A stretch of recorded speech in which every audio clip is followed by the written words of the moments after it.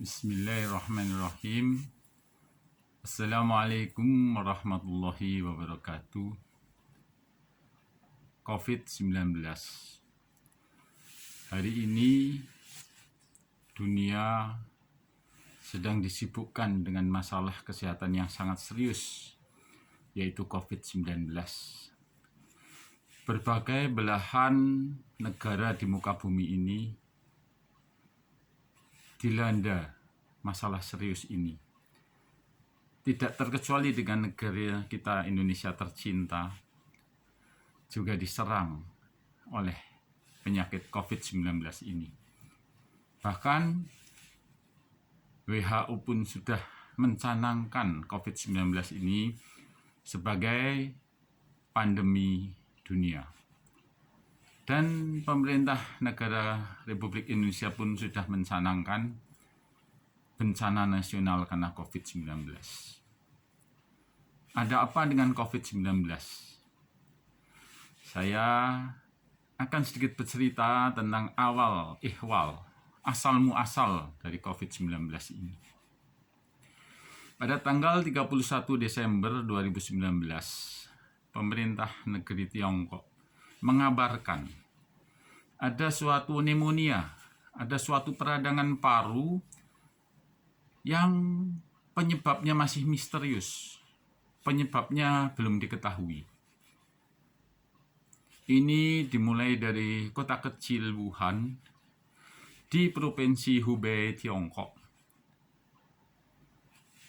Kemudian awalnya ada satu kasus, hanya dalam tempo 4 hari kasusnya membesar menjadi 44 kasus. Kemudian secara cepat meningkat sampai ribuan, bahkan sampai ratusan ribu. Para ahli epidemiologi pun menyelidiki, ternyata 66% kasus berasal dari suatu klaster yang letaknya adalah di suatu pasar hewan atau yang disebut sebagai living mart di kota kecil Wuhan ini.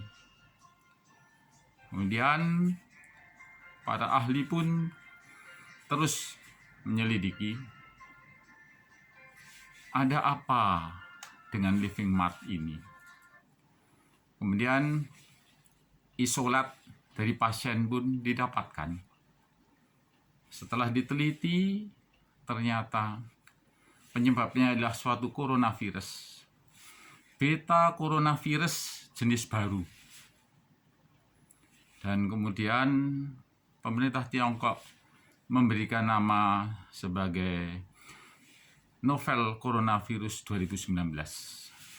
Kemudian pada tanggal 11 Februari 2020, WHO secara resmi memberi nama bahwa kumannya adalah SARS-CoV-2, Severe Acute Respiratory Syndrome Coronavirus 2. Sedang nama penyakitnya itu COVID-19, yaitu Coronavirus Disease 2019.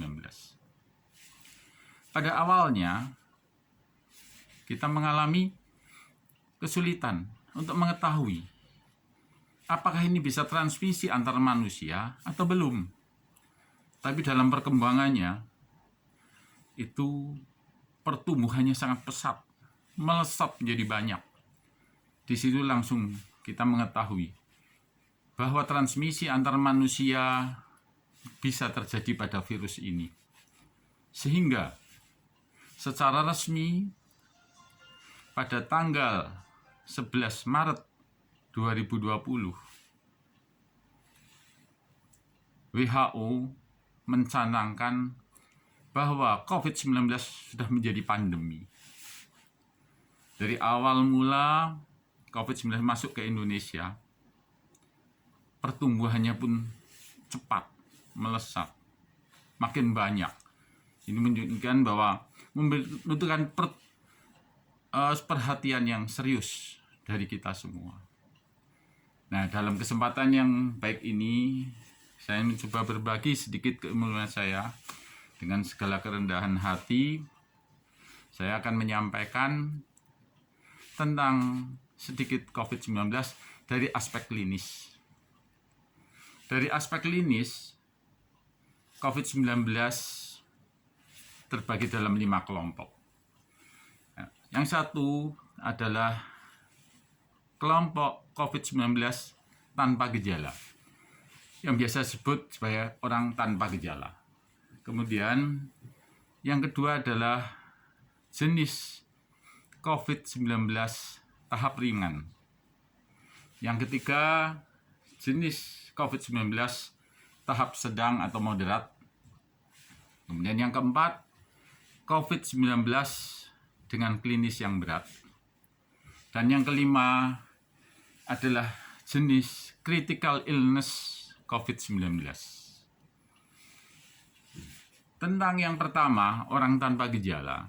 Mereka adalah orang-orang yang saat dilakukan swab PCR didapatkan kuman, tapi dianya tidak bergejala. Itulah yang disebut orang tanpa gejala. Kemudian yang kedua adalah yang gejalanya ringan. Dia mengalami demam, mengalami lemah, malaise, anoreksia. Dia pun mengalami batuk, tapi tidak terlalu berat batuknya. Dia pun mengalami nyeri otot, nyeri sendi, nyeri tulang, nyeri kepala, kembung. Dia pun mengalami pilek, kadang hidung tersumbat, kadang terjadi anosmia, di mana hidungnya tidak bisa membau. Dia pun ada sesak, tapi sifatnya ringan saja. Itulah yang disebut dengan gejala ringan. Kemudian yang tiga, yang mengalami gejala sedang. Seseorang yang sudah terkonfirmasi PCR positif. Kemudian dari gambaran radiologi ronsen, tampak ada gambaran infiltrat yang disebut pneumonia, tapi pneumonia ringan saja. Dia pun tidak terkomplikasi, sehingga dia tidak mengalami sesak yang terlalu berat. Bahkan dia pun tidak membutuhkan suplementasi oksigen. Ini disebut gejala sedang. Kemudian berikutnya gejala berat. Siapa mereka? Yaitu orang-orang yang sudah terkonfirmasi PCR positif. Kemudian dia mengalami demam. Demamnya tinggi. Dari radiologisnya, pemeriksaan ronsen, itu tampak infiltrat yang sudah lumayan luas. Kemudian ditambah satu di antara 3 gejala. Satu, apakah frekuensi nafasnya lebih dari 30 kali per menit? Yang kedua, apakah ada yang disebut distress respirasi? Kemudian yang tiga, apakah ada saturasi oksigen kurang dari 93%? Itu yang disebut gejala berat. Dan yang kelima yang sangat ditakutkan, yaitu kondisi kritis dari COVID-19. Ditandai dengan 3 hal. Yang satu adalah gagal napas, yang ditandai dengan respiratory distress syndrome. Kemudian kondisi shock yang disebut dengan shock septic. Tidak ada penurunan tensi, penurunan kerja jantung, penurunan curah jantung. Kemudian yang ketiga adalah ada tanda multiple organ failure, yaitu kegagalan organ yang jumlahnya banyak, meliputi gagal metabolisme di otak sehingga dia mengalami penurunan kesadaran, meliputi gagal ginjal nampak dari ureum kreatinin yang meningkat, tampak dari gagal hati yang ditunjukkan dengan SGUT-SGPT yang meningkat, ditunjukkan dengan gagal jantung di mana pasien mengalami kegagalan sirkulasi. Itulah gambaran tentang tingkatan-tingkatan dari COVID-19.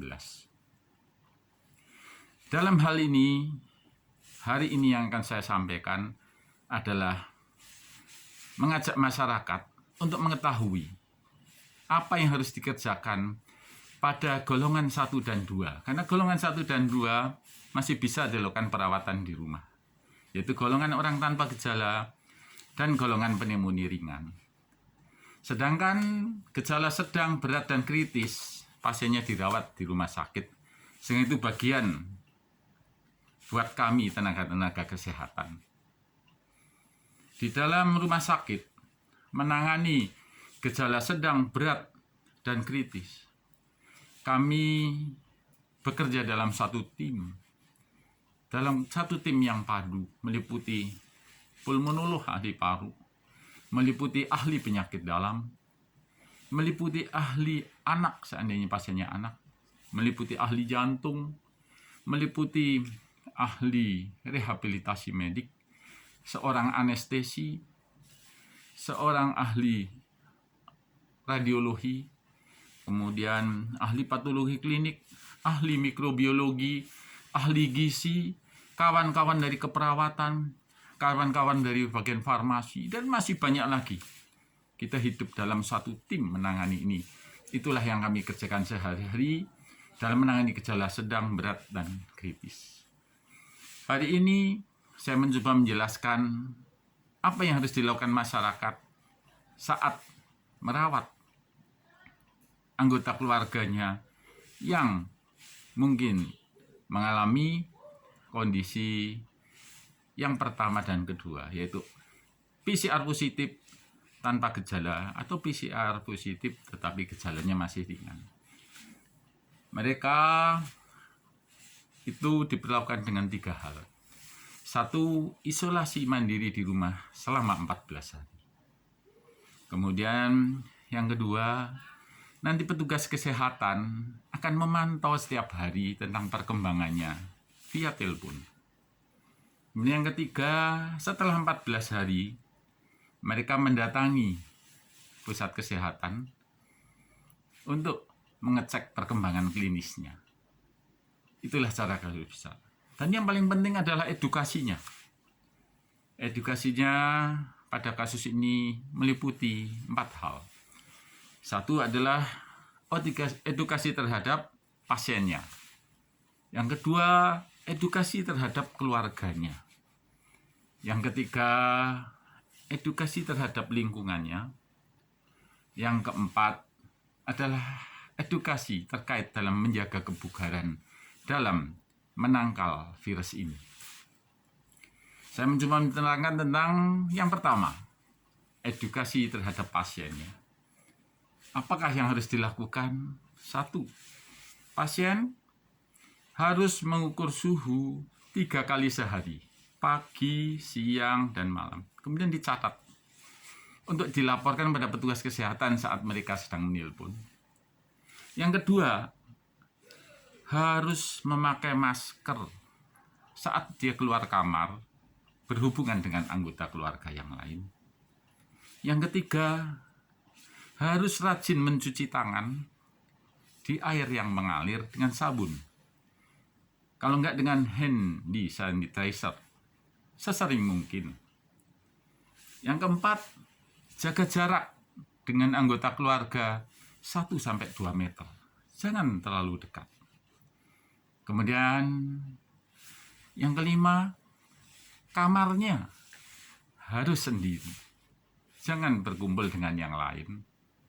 Kemudian kita latih caranya batuk. Di mana saat batuk, itu selain pakai masker, ditutup dengan siku. Itulah cara batuknya. Kemudian tentang makanan, piringnya, gelasnya dipisah. Dan pada saat dia harus selesai makan dan minum, segera dicuci, jangan ditumpuk. Kemudian dipisahkan dengan alat-alat makan minum anggota keluarga yang lain. Kemudian jangan lupakan 15 menit sampai 30 menit di pagi hari, sekitar jam 7 sampai jam 8, itu berjemur matahari. Kemudian tentang pakaian itu pada saat berganti pakaian cepat dimasukkan ke plastik, kemudian ditaruh di tempat yang tertutup, kemudian dicuci sendiri, tidak boleh bergabung dengan pakaian dari anggota keluarga yang lain. Kemudian yang ke-10, jangan lupakan berdoa dekatkan hubungan dengan Sang Pencipta, berdoa untuk minta kesembuhan. Itulah edukasi terkait dengan pasiennya. Lalu terhadap keluarganya harus juga diedukasi. Apa yang harus dilakukan oleh keluarganya? 1. Semua anggota keluarga yang kontak itu harus segera mendatangi pusat kesehatan untuk melakukan check up. Apa dia sudah tertular atau belum? Kemudian kedua, setiap anggota keluarga di rumah itu harus juga pakai masker. Yang ketiga, harus juga jaga jarak 1-2 meter. Yang keempat, harus rajin cuci tangan di air yang mengalir, dengan sabun, dengan hand sanitizer. Jadi, itulah pada keluarga. Kemudian yang penting lagi, jangan mengucek mata, memasukkan jari ke hidung atau ke mulut. Kemudian selanjutnya, jendela harus sering dibuka untuk lancarnya sirkulasi. Kemudian yang terakhir, setiap anggota keluarga harus menjaga makan dan gizi yang baik. Lalu, bagaimana nasihat terkait lingkungan? Terkait lingkungan ada 4 hal. Yang pertama adalah jaga ventilasi agar sirkulasi udara keluar dan masuk selalu baik. Kemudian yang kedua itu adalah jendela selalu dibuka dalam periodik-periodik tertentu. Kemudian ini yang penting sekali. Anggota keluarga yang membersihkan kamar dari pasien harus memakai APD, alat perlindungan diri. Yaitu memakai masker, jangan lupa memakai kacamata safety, kemudian jangan lupa juga memakai sarung tangan. Kemudian segera setelah membersihkan harus mandi bersih sampai dengan mandi keramas. Itu penting sekali. Dan kebersihan kamar sebaiknya itu dilakukan pembersihan tiap hari dengan desinfektan, dengan Lysol, dengan karbol. Kemudian pakai semprot antiralin. Jangan banyak barang di kamar pasien, sehingga disebut minimal, kamar minimalis, enggak banyak barang. Itu terkait lingkungan. Kemudian terakhir, nasihat terkait dengan kebugaran, baik pasien maupun seluruh anggota keluarga. Itu apa saja? 1, jaga makan minum yang baik, gizi yang seimbang. Jangan telat makannya, kuantitasnya harus cukup. Minumlah suplemen-suplemen. Silahkan produk-produk vitamin E, produk-produk vitamin B kompleks, vitamin C, imunomodulator itu diperlukan. Kemudian ingat, nggak boleh terlalu capek. Ingat, nggak boleh kurang tidur. Ingat, olahraga ringan di bawah sinar matahari 15-30 menit. Kemudian ingat, hindari segala bentuk polusi.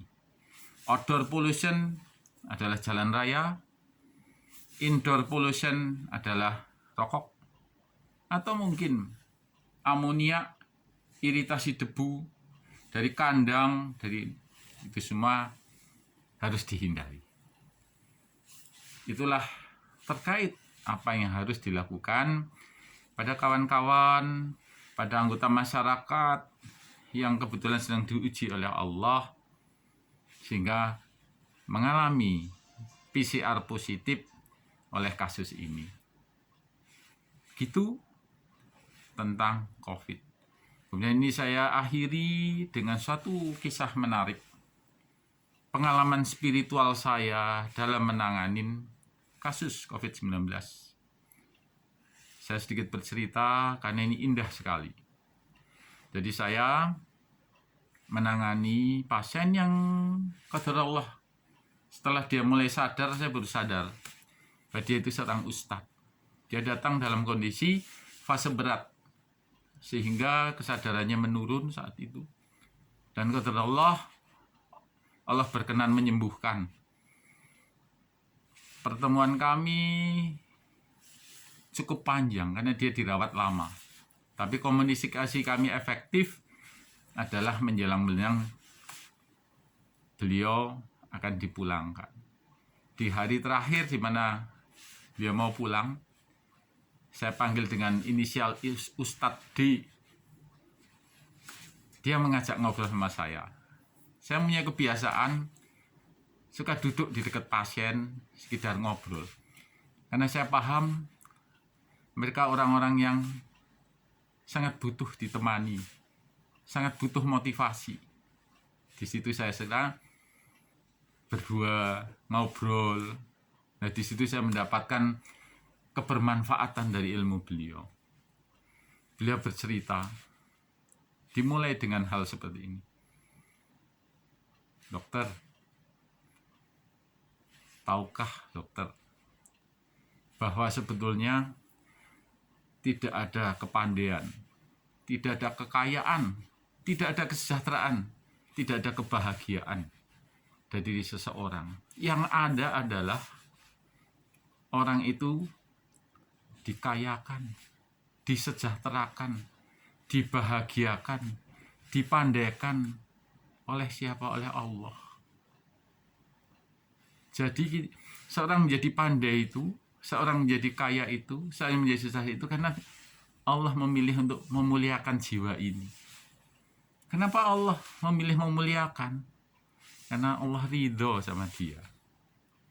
Maka mari kita semua jaga apapun yang kita lakukan adalah mengundang cinta Allah, agar Allah ridho kepada kita. Dan kalimat indahnya dikatakan, keridhaan Allah hanya saat pada kita nggak pernah menyekutukan Allah. Ridho Allah hanya terjadi pada saat kita